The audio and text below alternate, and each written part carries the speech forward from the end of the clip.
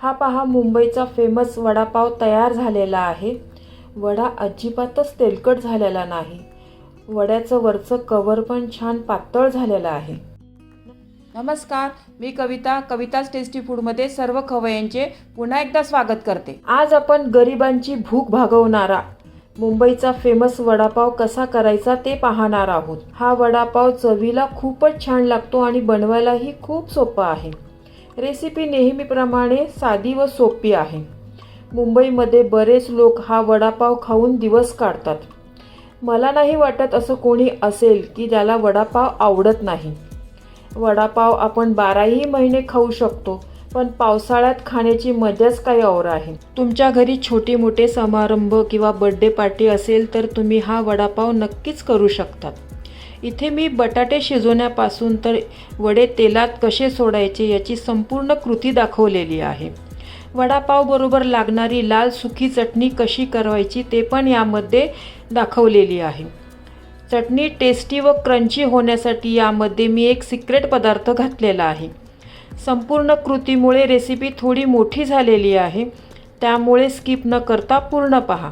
चला तर हा वडापाव कसा करायचा ते पाहूया। तुम्ही या चॅनलला अजून सबस्क्राईब केले नसेल तर जरूर सबस्क्राईब करा, ते निशुल्क आहे। यासाठी बघा मी बटाटे ना अर्धा किलो शिजवून घेतलेले आहे। वडे करताना तुम्ही बटाटे कसे शिजवताना हे पण खूप महत्त्वाचं आहे। वडे शिजवताना खूप पाणी टाकून जर तुम्ही बटाटे शिजवले ना तर बटाटे खूपच असे पाणी पितात आणि असे ओलसर होतात बटाटे। आपल्याला ना जास्त कोरडे पाहिजे आहे बघा बटाटे। मी शिजवताना ना कुकरमध्ये ना थोडंसं पाणी घालून घेतलं होतं आणि भांड्यामध्ये अगदी अर्धा ग्लास पाणी टाकून थोडंसं मीठ टाकून हे 3 ते 4 शिट्टी करून घेतलेले आहे। आणि बटाटे बघा छान शिजलेले आहे, जास्त ओलसर नाही आहे। आणि बटाटा आहे ना आपल्याला पूर्ण गार करून घ्यायचा आहे, नंतरच त्याला वापरायचं आहे। बटाटे बघा पूर्ण गार झालेले आहे। हे बटाटे आहे ना असेच हाताने आपल्याला फोडून घ्यायचे आहे। हा किसून नाही घ्यायचा आहे बटाटा, असे बारीक बारीक चंक्स असले ना तर वडा खाताना ना खूप छान लागतात। हे बटाटे बघा हातानेच छान मी थोडे मॅश करून घेतलेले आहे। थोडे असे मोठे मोठे चंक्स आहे ना ज्यामध्ये राहू दिलेले आहे। भाजीसाठी ना आपल्याला एक वाटण करून घ्यायचं आहे, त्यासाठी हे साहित्य घेतलेले आहे बघा। एक छोटे 2 चमचा धणे घेतलेले आहे, 1 चमचा जिरे, आलं लसूण आणि 6 ते 7 मिरची घेतलेली आहे। ही तिखट मिरची आहे, तुमच्या आवडीप्रमाणे तुम्ही मिरची कमी जास्तही करू शकतात। ही मिरची आहे ना अशी हाताने थोडी थोडी तोडून टाकू त्याच्यामध्ये, म्हणजे व्यवस्थित चांगली बारीक होईल। तशीच आपण मिक्सरच्या भांड्यात टाकले ना तर बरेचसे तुकडे ना अख्खे तसेच राहतात। तुमच्याकडे जर लहान मुलं असतील तर तुम्ही मिरची कमी टाकली तरीही चालेल। हे सर्व साहित्य व्यवस्थित टाकून घ्यायचं आणि एक जाडसर वाटण करायचं आहे आपल्याला, खूप बारीक पेस्ट नाही करायची याची। हे बघा जाडसर असं वाटण मी वाटून घेतलेलं आहे। असं वाटण आपण भाजीमध्ये टाकलं ना बटाट्या वड्याच्या तर त्याची चव आहे ना खूप म्हणजे खूपच छान लागते। वड्यासाठी आता आपण पीठ भिजवून घेऊया। त्यासाठी मी ना या कपाने ना 2 कप बेसन घेतलेलं आहे। हे विकतच रेडीमेड बेसन घेतलेलं आहे, हिरा कंपनीचं बेसन घेतलेलं आहे बघा। त्याच्याने ना वडे खूप छान होतात, बारीक दळलेलं असतं ना त्याच्यामुळे छान आहे हे बेसन। आणि वजनी हे बेसन आहे ना 200 ग्राम बेसन आहे। यामध्ये चवीपुरतं थोडंसं मीठ घालते, थोडासा ओवा ना हातामध्ये असा चोळून घाला तुम्ही। बेसन आपल्या पोटाला बाधू नये म्हणून मी यामध्ये ना थोडासा ओवा घालते। आणि अगदी पाव चमचा सोडा घातलेला आहे बघा, सोडा पण जास्त नाही घातलेला। हे साहित्य आहे ना कोरडंच आधी आपण मिक्स करून घेऊया। हे बेसन आपण रेडीमेड किंवा घरचं असलं ना तरी बेसनामध्ये ना गाठी खूप होतात, ते चाळून घेतलं तरी चालेल किंवा असं विस्करने ना तुम्ही असं फिरवलं तरी गाठी ना त्याच्या बऱ्यापैकी मोडल्या जातात बघा अशा बेसनाच्या। हे सर्व एकत्र छान मिक्स करून घ्या। यामध्ये आता थोडं थोडं पाणी टाकून ना हे पीठ आहे ना व्यवस्थित भिजवून घ्यायचं। एकदम पाणी नका टाकू तुम्ही, पातळ होईल नाही तर।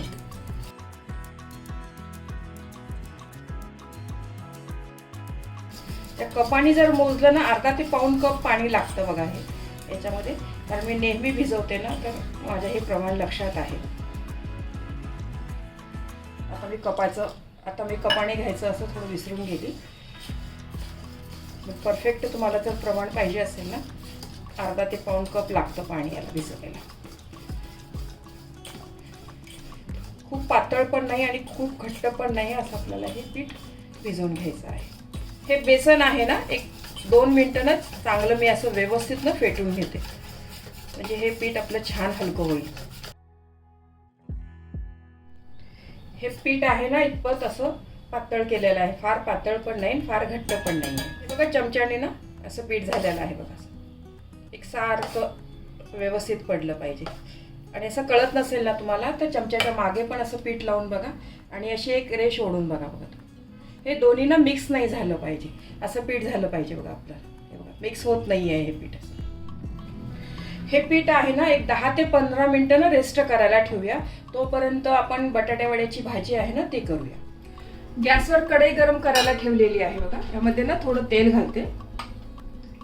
भाजी करताना ना वड्याची जास्त तेल नाही वापरायचं, फार असं तेलकट लागते भाजी. मी थोडे 2 चमचे तेल टाकलेलं आहे बघा. तेल चांगलं गरम झालेलं आहे. याच्यामध्ये ना एक अर्धा चमचे मोहरी घालते. मोहरी व्यवस्थित तडतडली आहे. कढीपत्ता घालते.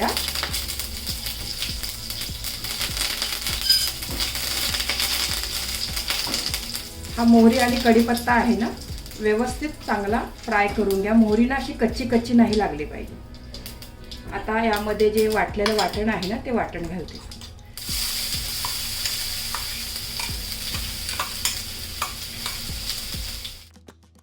हे वाटण पण आहे ना, याचा कच्चा वास जाईपर्यंत आपल्याला 1-2 मिनिटं चांगलं व्यवस्थित परतून घ्यायचं आहे. आलं, मिरची आणि लसूण आहे ना तो कच्चा नाही लागला पाहिजे, व्यवस्थित परतून घ्या. हे वाटण आहे ना 1-2 मिनिटं चांगलं परतून घेतलेलं आहे. यामध्ये आता हिंग घालते जरा आणि 1 छोटा चमचा हळद घातलेली. हळद तुम्ही जास्त घालू नका, हळद जर जास्त झाली ना तर मग कडवटपणा येतो. आणि फोडणीमध्येच ना थोडीशी कोथिंबीर घालते आणि थोडीशी वर्ण घालणार आहे. तुम्ही घालत नसाल ना तसं फोडणीमध्ये घालून बघा, खूप छान पदार्थाची चव लागते. आणि यामध्येच मी असं मीठ टाकून घेणार आहे, म्हणजे भाजीला आहे ना व्यवस्थित मीठ लागेल. हे छान व्यवस्थित परतून घेतलेलं आहे. आता आपण याच्यामध्ये बटाटे घालूया.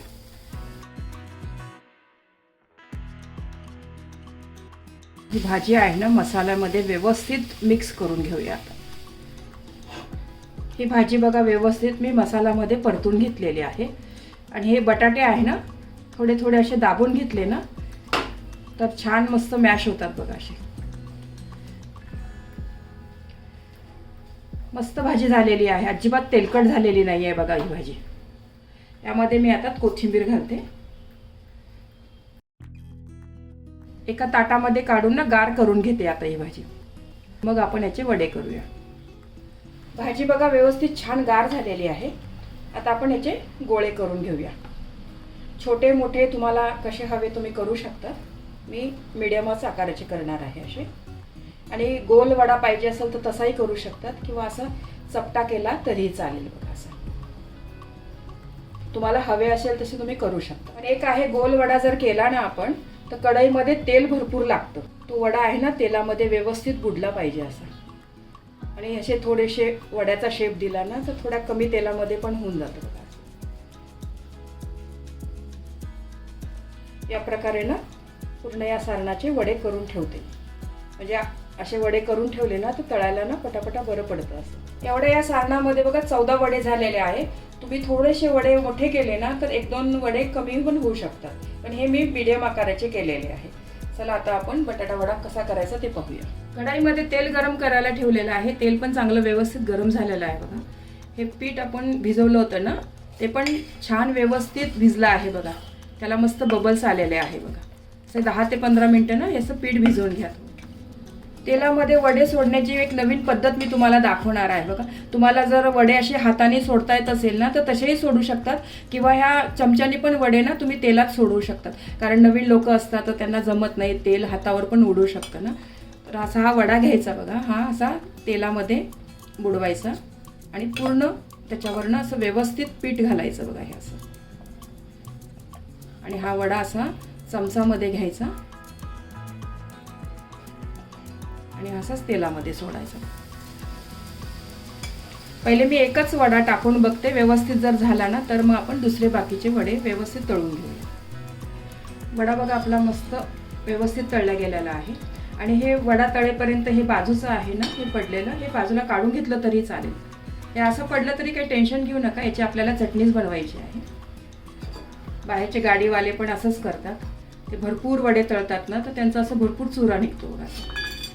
आणि याचीच मग ती लाल सुकी चटणी बनवतात. वडा आहे ना व्यवस्थित गुलाबी रंगापर्यंत तळून घ्या. वडा बघा छान व्यवस्थित तळून झालेला आहे. आता हा वडा काढून घेते. नंतर तुम्ही 1 2 3 तुमच्या कढईत जेवढे बसेल ना तेवढे टाकू शकता. मी सुरुवातीला मुद्दामून एकच टाकून ट्राय करून पाहिलं. तुम्ही पण असंच करा. एकदम टाकण्यापेक्षा एकवर कळतं आपल्याला की पीठ वगैरे व्यवस्थित आहे का आपलं. याच पद्धतीने बघा वडा असा पिठामध्ये टाका. त्याच्यावरनं पीठ व्यवस्थित टाकून घ्या बघा. असं हे पटकन वडा ना तेलामध्ये सोडा. असा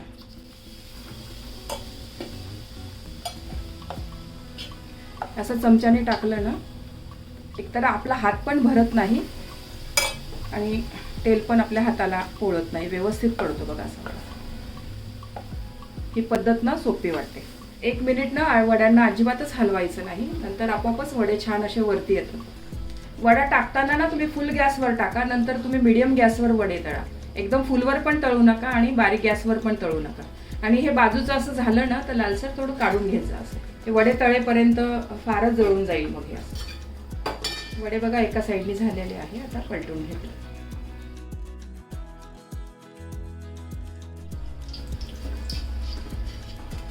वडे बघा व्यवस्थित तळून झालेले आहे आपले.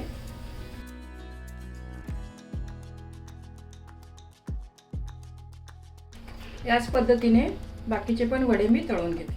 हा घाणा आहे ना आपला तळून झालेला आहे बघा. बटाटे वडे करणं बघा किती सोपं आहे.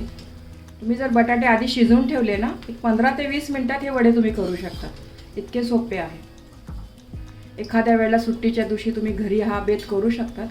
बाहेर पण वडे मिळतात असं नाही, पण बाहेरचे वडे ना त्याच तेलामध्ये तळलेले असतात, त्यामुळे ते आरोग्याला इतके चांगले नाही आहे. ते तेल आहे ना विषारी बनतं सारखं वापरून. त्यामुळे तुम्ही असं घरी आपल्या सुट्टीच्या दिवशी असा बेत केला तर मुलंही खुश होऊन जाईल आणि मुलं तुमचे घरचे सगळेच खुश होतील. आणि आपण पण घरच्या फॅमिलीला चांगलं काहीतरी हेल्दी दिलं आहे, चांगल्या आपल्या तेलातलं दिलेलं आहे, त्याचा पण आनंद, मानसिक समाधान आपल्यालाही मिळेल.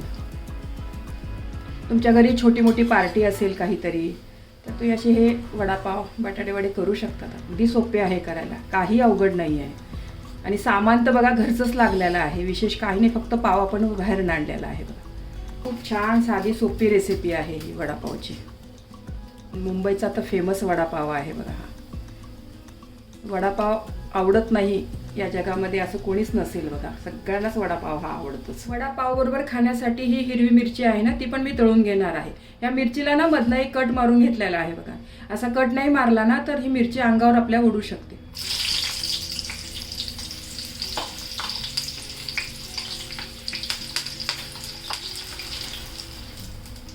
मिरची मस्त तळून झालेली आहे बघा. एका डिशमध्ये काढून घेतो. आणि या मिरचीवर आहे ना असं थोडंसं मीठ टाकून घ्या, म्हणजे मिरची आहे ना चवीला खूप छान लागते. वडापाववर खाण्यासाठी चटणी बनवूया. त्यासाठी ना आपण हे पीठ आहे ना आपलं उरलेलं आहे बघा, याचे ना असं भजी करून घेऊया आपण. याची चटणी आहे ना खूपच छान लागते वडापाव बरोबर.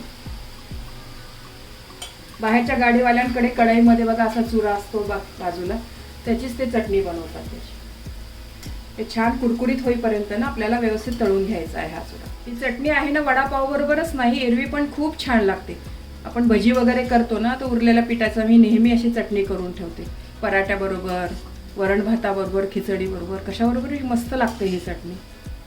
छान कुरकुरीत तळून झालेला आहे बघा. ताटामध्ये काढून घेते.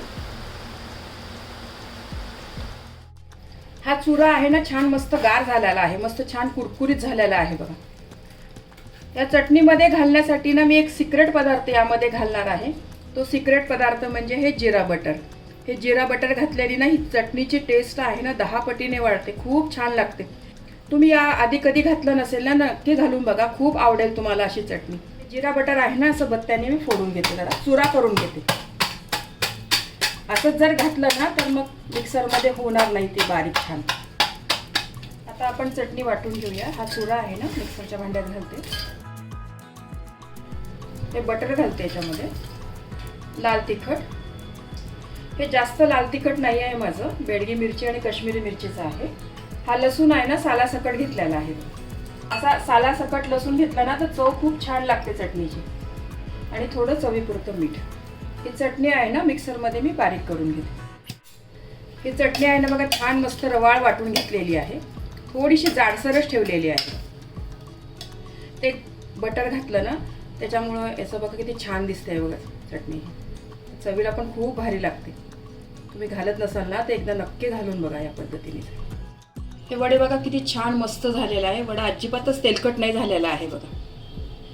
फोडून पण दाखवते बघा तुम्हाला. वरचं जे कवर आहे ना वड्याचं किती छान पातळ झालेलं आहे बघा. अजिबात जाड झालेलं नाही आहे. आणि चवीला पण खूप छान वडा झालेला आहे. एक वडापाव तुम्हाला बनवून दाखवते बघा मी. पाव आहे ना असा व्यवस्थित तोडून घ्या. त्याच्यावर ना ही सुकी चटणी लावा.